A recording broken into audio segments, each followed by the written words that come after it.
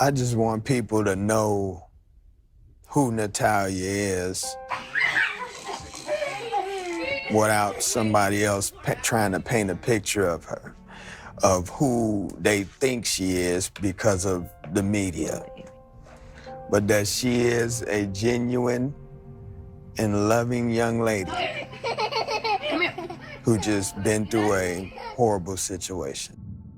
In 2008, Natalia Grace arrived in the United States from Ukraine and began being passed around amongst several different foster homes. I just know that a family came and visited me, and then after a while, they adopted me.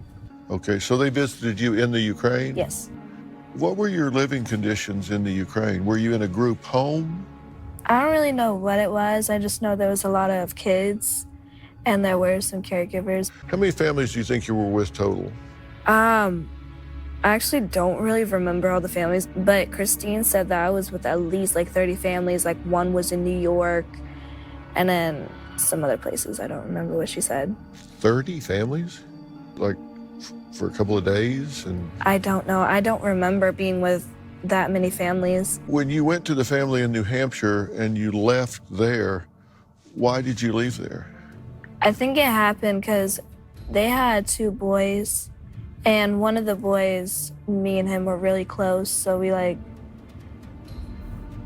wrestled almost. But I landed on his arm wrong, so the mom thought I was trying to break his arm. So then that's when she was like, I can't do this anymore. And when she said she can't do this anymore, what was this? What did she mean, I can't do this anymore? I don't know. Had she been frustrated with you before? I don't really know what it was with them. Before, in the spring of 2010, being adopted by Kristine and Michael Barnett, who had 3 biological sons of their own. However, this became a little more than any of them had bargained for. Being adopted it's an awesome thing. It really is, especially when you find that perfect family. The Barnetts were under the impression that they were adopting a 6-year-old girl, but it didn't take long for them to believe that something wasn't quite right. The couple soon noticed that Natalia had pubic hair, adult teeth, and that she was even on her menstrual cycle. She suffered from dwarfism, and the family began to suspect that Natalia was actually an adult woman pretending to be a child, convinced that she was actually around the age of 22, though some members of the family believed that she could have been as old as 33. But this soon became the least of their problems. When you first went there, were you happy? I was. Were they happy with you? Yes, Did you feel loved there? I did. Feel like you first- belonged? Yes, I actually thought I had found the right family after bouncing around from a lot of families. I thought I had found the right family for me. So this was your home? Yes. They accepted you? Yes. The first 3 You months. felt yes. safe there? Yes. How old are you? I'm 16. You're 16? Yes. When is your birthday? September 4th, 2003. Okay. She's got a monthly cycle, and she's hiding it. She had spent every waking day attempting to ruin everybody else's life in the house. She's threatening to kill us. She's trying to kill us. It was after my surgery when she started questioning about my age. And then, everything started happening after that one moment. I was putting her into the bathtub, and I noticed that she had full pubic hair. I noticed clothing in her closet that contained at least some remnants of a menstrual cycle. She's been with us for almost 7 years. To this day, she does not have a menstrual. Not one. The family claimed that Natalia soon began to show severe signs of aggression, later describing her as a con artist and a sociopath, determined to cause all of them harm. So I guess it comes down to whether or not you are an evil psychopath demon child that's come over here to murder everybody. Oh my. You're right.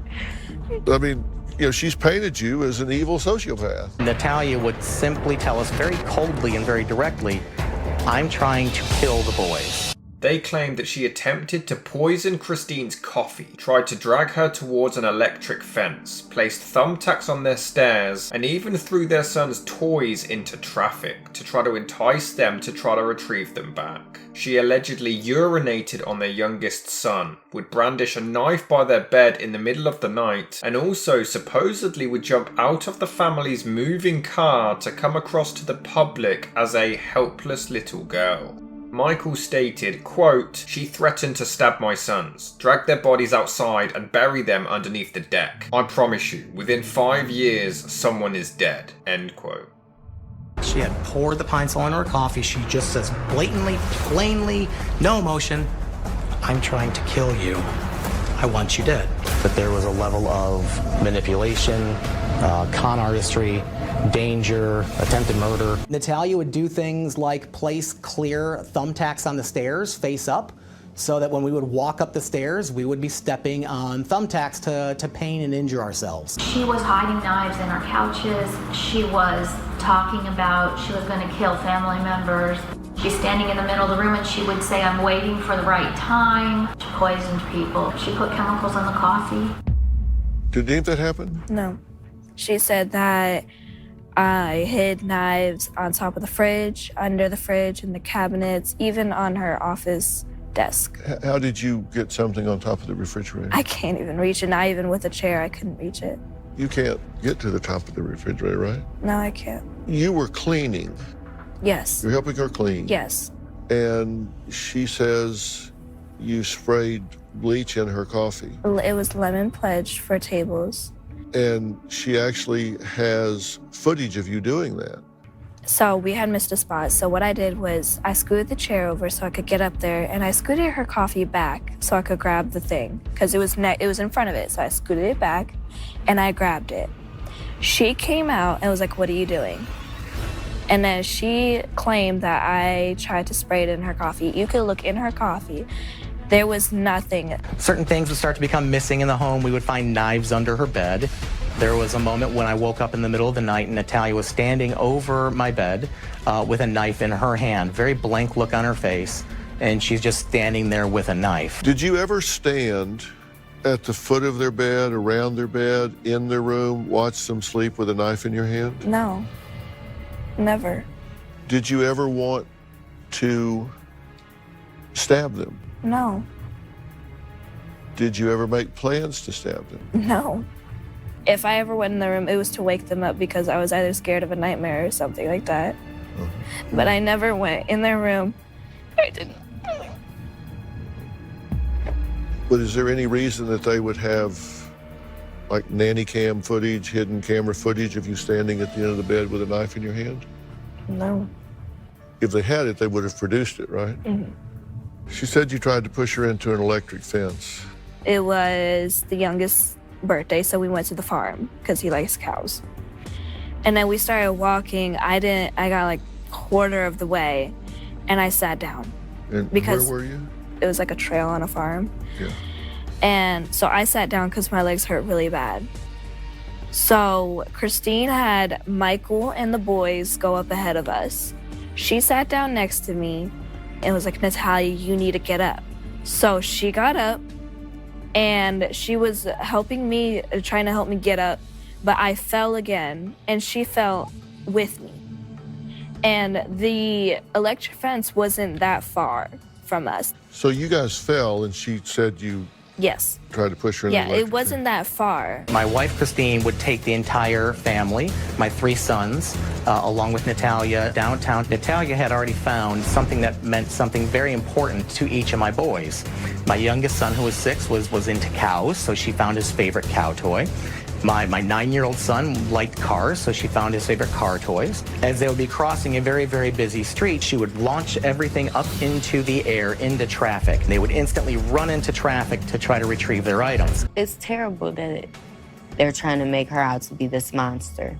However, Natalia would later wholeheartedly deny all of these allegations. Quote, "In every lie is a hidden truth, but you've got to dig enough to be able to see it. They're not going to get away with this. This is my side of the story. Do I look like a monster to you?" End quote.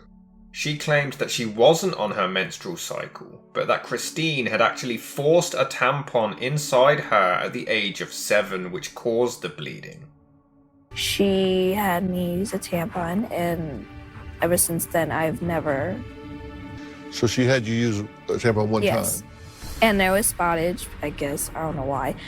And she's like, see, that's blood. And That's probably... Yeah.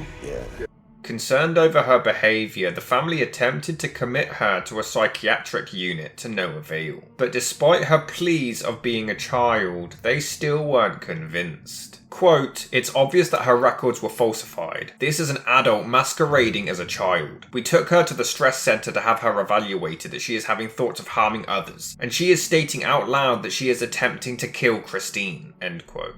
It was in 2012 when the Barnetts were so convinced that they legally petitioned for her Ukrainian birth records to show that she was actually born in 1989 and not 2003 like she was suggesting. They allege that when they took Natalia to doctors who tested her bone density, it was determined she was much older. They went to court, and Natalia was declared a 22-year-old adult. You say you're 16. Are you a 33-year-old scam artist? no. No.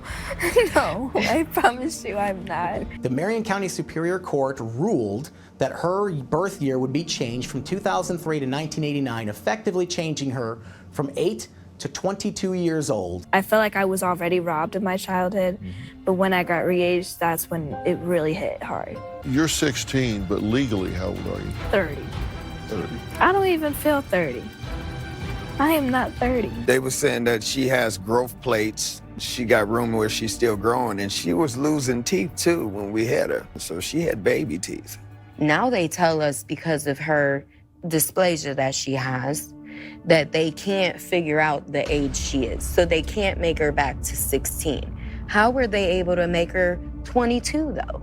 Furthermore, they were so scared for their safety and so sure that she was in fact an adult, the couple moved her into an apartment in Westfield, Indiana, before they moved to Canada with their biological children for one of their sons, Jacob, to study physics, leaving Natalia entirely alone. What did they say to you when they took you over there and dropped you off? They just said, we're going to get you an apartment and we're going to Canada. Did you say, I'm 8? I didn't know what to say. I didn't really know what was going on at first until like after it happened. Like I was confused. Were you scared? I was. I didn't really like want to leave the apartment, but I had to go to school. So you went to school? Yes. How far was the school? Maybe about a block away from the house. Is this a new school? Yes. An adult school. At 8 years old, you're living alone in an apartment. Yes.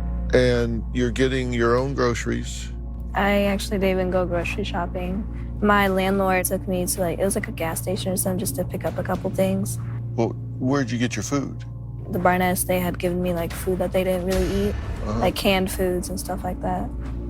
And how long had you been in the apartment when you It wasn't that long. I think maybe about a month and a half. She struggled to live on her own as, due to her disability, she had limited use of her hands and arms and struggled to open canned food. She relied mostly on eating peanut butter and jelly sandwiches, ramen noodles, and sometimes pizza. However, it didn't take long for neighbours to complain about her behaviour, as she was often smelling of body odour and wearing dirty clothes and scuffed shoes, so the Barnetts had to relocate her to another apartment in Lafayette, Indiana. And then when you met her, she was in her second apartment. And you stayed in that first apartment for a year at 8 years old. Yes. It sounds like you were in a group home in the Ukraine. And you come here when you're 6. And here's what I know about children that are in group homes. They're almost always developmentally delayed. So if you come here from a group home at 6, best case, you're probably functioning at developmentally at 4 or 5. So you go into an apartment functioning at 6 or 7.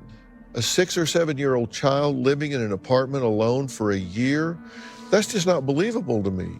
How does that happen? I think that she groomed her. before she did this to have her ready for this. But in terms of activities of daily living, health, food, stove, working with an oven, a 6-year-old child just simply doesn't know how to do the activities of daily living for independent existence. Right. Well, I know in the apartment when we met her, she didn't use the stove. She cooked in the microwave. And who paid the bills? Michael. So all you had to do was go stay behind that closed door. Why did they want to get rid of you so badly?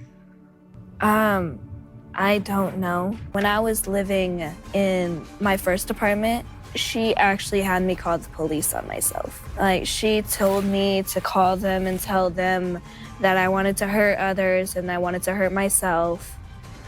And they came, they put me in handcuffs, and they took me to one of the psychiatric hospitals, and I was out that same night. They said that I wasn't crazy like she's saying and all that. Not long after, Natalia was found by Bishop Antoine and Cynthia Mans, who noticed that she was struggling to live alone, inviting her to move in with them instead. My friend called me and was like, you need to come down here right away. So I go over there and she said, she's telling me she's 22. Like, look at her. She's not 22. And I go, are you 22? She said, yeah. But you could tell that it was just like, yeah, because I was told, That's what I'm supposed to say. So I go, okay. And she said, I have my own apartment. And I'm like, no, you don't. And she's like, I do. And I'm like, show me. So she took me over to her house, and it was definitely her apartment. She had a bed in there. She had a TV. She had like some boxed food in her freezer.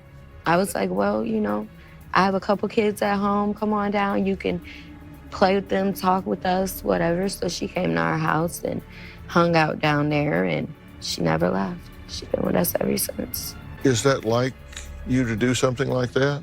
We do when you help. just find this random person on the street and say, come hang out with us? Well, not typically. We help a lot of people, but my motherly heart was like, there's no way she could take care of herself. And you told people you were 22? Yes. Why did you tell people you were 22? That's just what I was told to say, like if someone asked how old I was.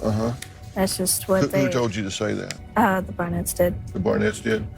Hearing the story, Cynthia and Antoine believed that the Barnetts were actually inspired to change her age by the movie Orphan, which bore a similar resemblance to this entire case, though the Barnetts were convinced that Natalia's behaviour itself was actually inspired by the film, which came out just a year before they had adopted her. There's been a page torn from Hollywood here with this movie, The Orphan. This Russian woman, right next door to Ukraine, is 30 years old, pretends to be a teen, gets adopted by a family, comes in, terrorizes them, creates all this havoc. And here we've got this individual from the Ukraine that has been said to be as much as 33, comes in, terrorizes his family, and you've been thrust into that drama. Yeah. And if Kristine has made all of this up, she wasn't very creative. She tore it from this movie. In 2013, Michael Barnett moved back to Indiana, as he and Kristine were now separated, and filed for divorce in February the following year after nearly 20 years of marriage. The Mans claimed to have experienced no such behaviour from Natalia during their time with her, and in 2016 they petitioned to become her legal guardian, but this failed as they were unable to determine whether she was actually a child or an adult.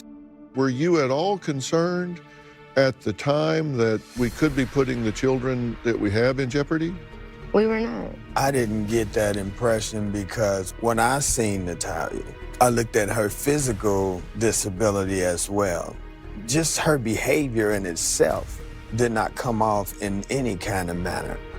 And I'm usually the one that's like, hold on, wait a minute. Let's be careful about, I'm usually that type of person. I did not get that at all from her. Yeah. You know, you leave one family because they say you were violent with the boy and almost broke his arm. And then you're with another family and they say, well, you tried to poison her, threatened to stab him. You've had her now for 6 or 7 years? It's almost 7 years. In this 6 or 7 years, have any of the things that she has been accused of doing, that this prior family has alleged that she's done happened at your home? No, not at all. She would get into trouble just like any normal child would. She didn't display any kind of psychotic behavior. We've had 3 kids since she's been with us. She's been there for the delivery of one, literally in the delivery room when her brother was born. She's amazing. I believe that there is something that she is hiding Yeah. that she didn't want to get out. Because when we got her, the first thing she said, we got a call from Kristine. Oh, yeah. And she said, well, take her to a psychiatric facility and get her evaluated because she's crazy and don't believe a word she has to say. It wasn't until 2019, once the story began to make headlines, in which Natalia's biological mother was actually located and DNA tested for further confirmation, who denied that her child was a sociopath as the Barnetts were claiming. However, Anna was born on April the 20th, 1979. So if the couple's claims were true, she would have given birth to Natalia at the age of 10. This is my daughter who I gave birth to 16 years ago. She is 16 years old. I gave birth to her on September 4, 2003 at 6:25 a.m. in the maternity hospital. This led to an entire investigation, and the Barnetts were charged with neglect. However, the intent of whether or not they truly believed it was a child they were abandoning or an adult was irrelevant. The case instead was based on Natalia's disability rather than her age. In 2010, Children's Hospital says you're 8, not 6. 2012, the bone density test says you're 11, not 8. In 2012, the Barnett family doctor says both your bones and teeth prove you're 14, not 8. All of that, assume it's all true. She's still a child, why would she lie? So I'm saying, what's the motive for you to lie? All the tests confirm what you say within a range. Exactly. To me, it doesn't make any difference. You're a human being that needs love and caring and nurturance. It doesn't make any difference to me if you're 43 or 14. It doesn't make any difference to you, does it? No, Right, no, not at all, absolutely. not at No, all. no, Yeah, no, you're no. right, you're right. But it mattered to the Barnetts, right? Why did she care? I don't know. I mean, if she cared about you, what difference does it make how old you are? That makes a lot of sense what you're saying. She would later state, quote, "This is a 1,000-piece puzzle, and I think I have only 300 pieces together," end quote. I want you to know how old I am. I want you to know about my past because I want to know too. I've had nightmares about this stuff. You understand the inconsistencies here because if somebody asked me, can you drop an 8-year-old child off in an apartment for a year and come back and they'll be doing fine, I would say absolutely not. Right. But yet that's what we're expected to believe here, that without cash, credit cards, physical abilities to do certain things, that she just functioned fine in an apartment for a year. That's hard to believe. We get that. However, during the investigation, prosecutors were able to obtain birth and hospital records from Ukraine, which confirmed that Natalia was born on September the 4th, 2003, just as she had always stated. This one little piece of paper throws every single lie that the Barnetts has said right into the trash with a match. They say that you scammed them, that you lied about your age and came over here and terrorized them. It's not true at all. And if that were true, It's it would have not been exhibited different with you. You haven't seen that. Right. And we have other children. We have a grandson. She does nothing but loves her siblings and her nephew. She has never showed any signs of those things that they say she did. This is so big because literally this has been 13 years. 13 years of just 2 people lying their butts off. However, the Barnetts still maintained that she was an adult, convinced that the paperwork had been tampered with. It was in October 2022 when Michael was found not guilty, and by March the following year, the charges against Kristine were also dismissed. What do you think should happen to them? I just want them to give up on the whole charade. Like, I don't want them to just keep on with this. I just want it to be over. I want them to be able to have their normal lives back after this is all over and they did their time. So you think they should go to jail for abandoning a child, endangering a child, whatever the charges might be? Like, I don't want them to, but with what happened, it's not right to do that to a child. I don't want it to happen to anybody. I don't speak that on anybody. But if it did have to come to that, then they should do the responsible thing, do their time, and then get it over with and get right with God. I do believe that they should serve some time for what they did. My hope is that this will never happen to another child again. You think it should be prosecuted? I think they should be prosecuted and they should serve their time. I think that they should know that what they did was wrong. However, it was that same year when a DNA test officially and conclusively determined that Natalia was in fact the age that she had always said she was. This led to her finally being legally adopted by Cynthia and Antoine Mans. I don't want people to see me as what they have been saying I am.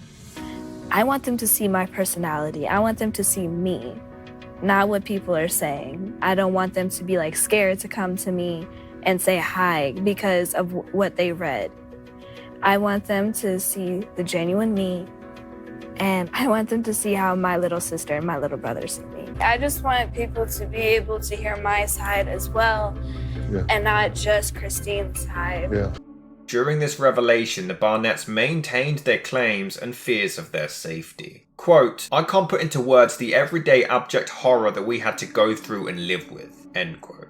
While Natalia always stuck to her story. Quote, "It's a lie. I'm an 8-year-old, 37-pound little girl. I never tried to murder anybody. Kristine is the real monster. Michael is an accomplice to the monster," end quote. She maintained that Kristine regularly beat her, and even claimed that Kristine forced her to take high doses of medication in an overdose attempt. All claims that her former foster mother has always denied. Quote, "She was a very much loved and cared for member of my family. Nobody ever took a belt to Natalia, and the allegations that she was beaten are just plain false. The discipline was very minimal and not out of the bounds of normal parenting. We all felt a tremendous amount of sympathy for Natalia, and I loved her while she lived with us. As a parent, I have had good and bad days as a mum. I'm certainly not going to claim I was a perfect mum. There were many days raising 4 children that I depended on the power of coffee to get me through the day. Anyone who has children knows that feeling of going to bed at night, hoping you have done the right things and enough for your children on a daily basis. I'm sure there were plenty of fails and some successes I had as a parent and mum, but I was not abusive to my children. The fact that these false allegations are occurring after a trial with evidence which was dismissed is disturbing. It's like being assumed guilty after being proven innocent," end quote.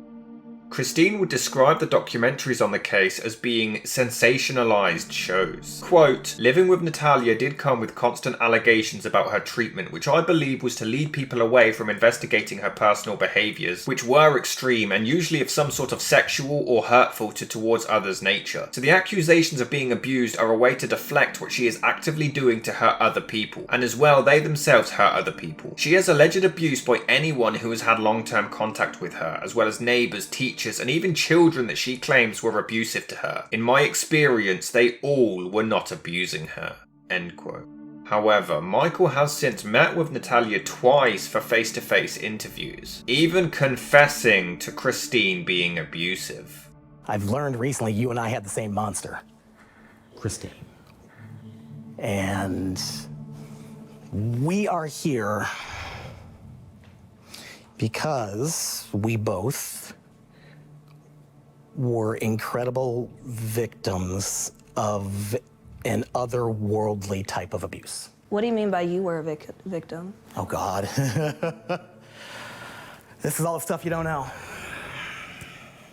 Well, you want to elaborate? Yeah, I do. You want to give me time to do it?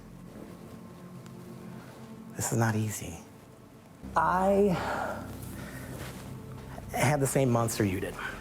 I was exceptionally controlled and put down and threatened, was minimalized. Anything that was who I was ripped from me, and I was guided and instructed to be exactly what she wanted me to be.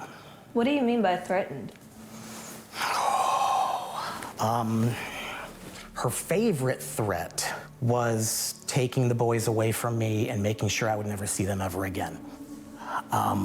Why didn't you leave? That's the best question ever. I tried. And these answers aren't going to be what you're looking for to a degree, but I tried to leave her no less than 10 times. I ended up in the hospital regularly over it. Why did you marry her? That's a hell of a question. Are you sorry about what she did to me? I am horrified by what she has done to you. I am sorry I wasn't stronger and didn't stop her. I'm willing to do it.